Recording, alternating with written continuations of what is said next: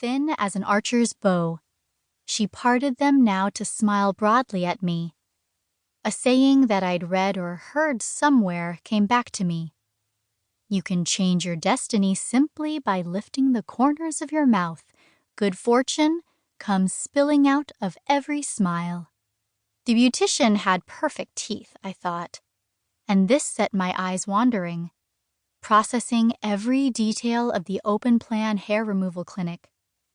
Her uniform so white it was almost blue, the potted plant in the corner of the room, the melancholy sound of a music box churning out synthesized versions of popular songs.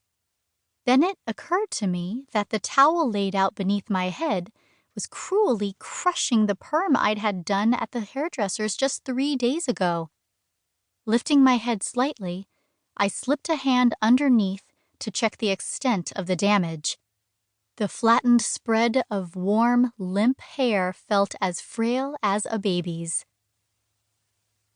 The department store by the station was still open when I came out of the clinic, so I went in and browsed the new range of colors in the cosmetics section, splurged on a selection of Dean and DeLuca deli items for my dinner along with a baguette from the artisan bakery, then got on the train, half intoxicated by this version of myself.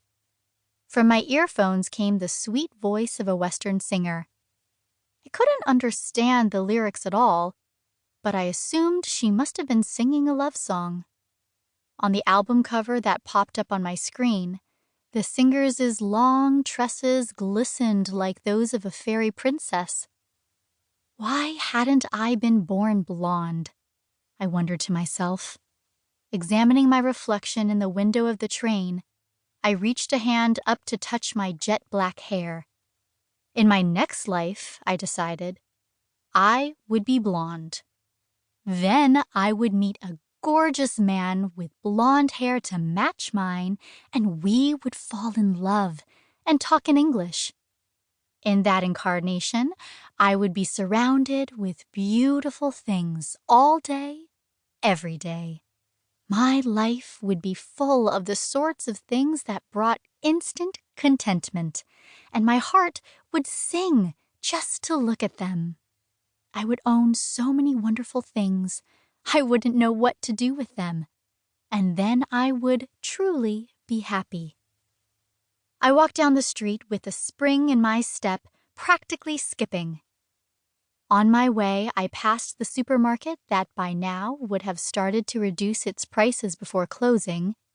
Next to it, the shop run by a wrinkly old couple selling Japanese sweets, its shutters already half down, then a mess of ripped posters for some yard sale that was happening or had already happened, and the barber's, where I had never seen a single customer, only the owner who sat reading his newspaper by the window. Those things had no part to play in my world. Back home in my one-bedroom apartment on the first floor of a 3-story block, I just managed to arrange the selection of deli foods on my Scandinavian dining table and press play on the romantic comedy I'd chosen starring Michelle Williams when the doorbell rang. Life is full of dangers for a woman living by herself. I crept to the door silently so I could pretend I wasn't home if necessary. I peered through the peephole, but could see nobody. The doorbell rang again. Who could it be? A pushy door-to-door salesman? Somebody soliciting for some organization? A burglar? A rapist? A pair of rapists? A whole gang of armed rapists? And then another possibility occurred to me, appending itself to the terrifying list of options, and I found myself opening the door without having meant to. My aunt was standing outside. "Auntie, what are you doing here?" "Goodness gracious! What's happened to you? You look dreadful." Examining my face with narrowed eyes, my aunt kicked off her cheap outlet shop sandals so that they landed right on top of my Fabio Rusconi heels and Repetto ballerina pumps, neatly arranged in the entrance.